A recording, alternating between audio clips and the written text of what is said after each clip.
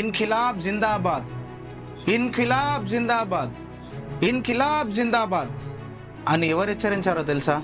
భగత్ సింగ్. ఎందుకు? ఇన్ఖిలాబ్ అంటే ఏమిటి? విప్లవం వర్ధిల్లాలి, విప్లవం వర్ధిల్లాలి. దేనికోసం విప్లవం? సరిగ్గా ఈరోజు 1931 మార్చ్ 23 భగత్ సింగ్, రాజ్గురు, సుఖదేవ్ వీళ్ళ ముగ్గురిని బ్రిటిష్ ప్రభుత్వం ఎందుకు ఉరితీశారు? కారణం ఏంటి? భగత్ సింగ్ ఇప్పటి యువతకు ఎంతమందికి తెలుసు? భగత్ సింగ్ తన ప్రాణాలని ఈ దేశం కోసం అర్పించాడు. భగత్ సింగ్కి ప్రాణాలు అర్పించాల్సిన అవసరం ఏముంది? ఈ దేశ భవిష్యత్తు కోసం అర్పించాడు. భగత్ సింగ్ 1907 సెప్టెంబర్ 28 పంజాబ్లోని బాంగాలో జన్మించాడు. ఇప్పుడు అది ప్రస్తుతం పాకిస్తాన్లో విలీనమై ఉంది.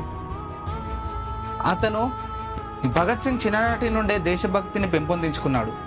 భారతీయులపై బ్రిటిష్ వాళ్ళు చేస్తున్న అన్యాయాలను తట్టుకోలేకపోయాడు. అందుకని విప్లవాదిగా మారాడు. మార్క్సిజం, లెనినిజం భావాలతో పెరిగాడు. HSRA హిందుస్థాన్ రిపబ్లిక్ సోషలిస్ట్ అసోసియేషన్లో జాయిన్ అయ్యాడు.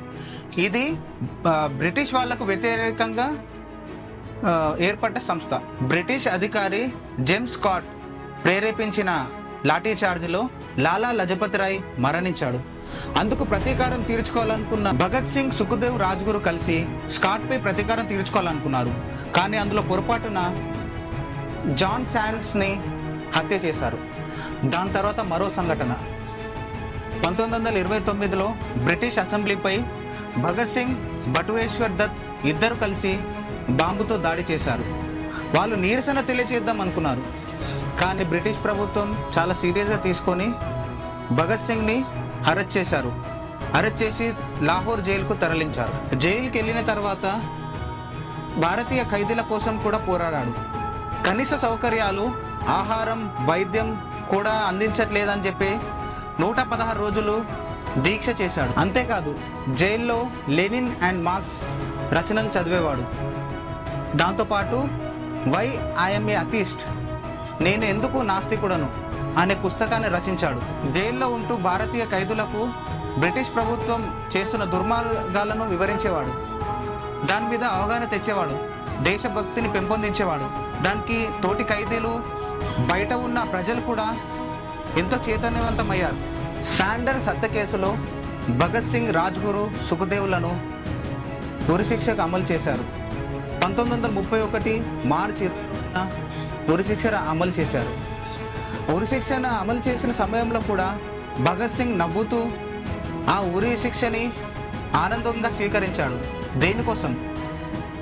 భారతదేశం కోసం ఉరిశిక్షను కూడా నవ్వుతూ స్వీకరించిన, త్యాగం చేసిన భగత్ సింగ్ని ఈ దేశ ప్రజలు, ఈ దేశ యువత, ఇప్పటి యువత గుర్తుందా? భగత్ సింగ్ మరణం తర్వాత భారతదేశ స్వాతంత్ర ఉద్యమం మరింత బలపడింది.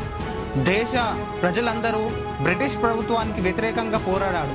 నాడు వాళ్ళు చేసిన త్యాగాలు ఈరోజు కొంతైనా యువత గ్రహించి భారతదేశ స్వాతంత్రం ఊరికే రాలేదు, వచ్చిన స్వాతంత్రాన్ని మనం ఎలా ఉపయోగించుకుంటున్నాం, దేని గురించి ఉపయోగించుకుంటున్నాం, వాళ్ళు ప్రాణాలను సైతం అర్పించి భారత స్వాతంత్రాన్ని సాధించిన తర్వాత మనం దాన్ని ఎలా వినియోగించుకుంటున్నాం. ఈ రోజున్న యువత మద్యానికి, ఎంటర్టైన్మెంట్కి, దేశంలో కనీస బాధ్యత లేకుండా, ఉద్యోగం చేయకుండా, చెడు అలవాట్లు చేస్తూ, చెడుగా తిరుగుతూ, స్వాతంత్రం వచ్చిన తర్వాత ఇప్పటికీ 77 సంవత్సరాలు గడిచిన తర్వాత కూడా ఇప్పటికీ భారతదేశం అన్నిట్లోనూ వెనుకబడే ఉంది. దేశ యువత, అత్యధిక యువత ఉన్న భారతదేశం మనదే. మన భారతదేశంలో ఇంత అత్యధిక యువత ఉన్న తర్వాత కూడా భారతదేశం ఎందుకు వెనుకబడుతుంది? కనీస బాధ్యతతోని, కనీస చైతన్యంతోని తనకు తాను భారతదేశ స్వాతంత్రం ఎలాగో వచ్చింది, మీరు చేసేది ఏం లేదు.